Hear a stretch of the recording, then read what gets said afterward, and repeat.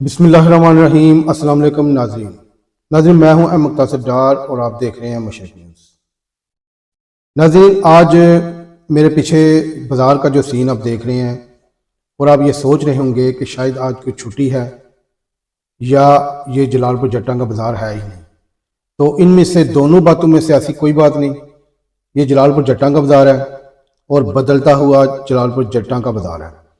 اور دوسری اس کی سب سے اہم بات یہ ہے کہ آج یہاں پر پیرا فورس اپنا فل ایکشن میں آئی ہوئی ہے۔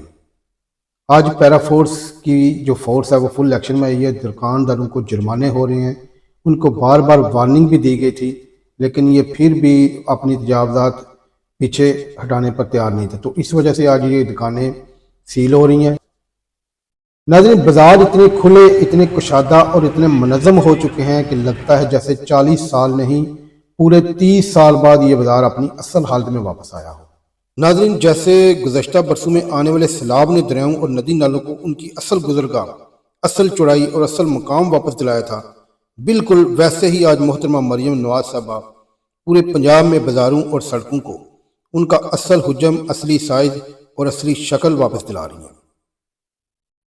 ٹانڈا چوک سے لے کر مرکزی بازار تک، جہاں کبھی دکانیں، تھڑے، ٹھیلے، شیڈ اور ناجائز تجاوزات نے چلنے کی جگہ بھی چھین لی تھی، آج وہی راستے صاف، کشادہ، منظم اور اصل نقشے کے مطابق نظر آ رہے ہیں۔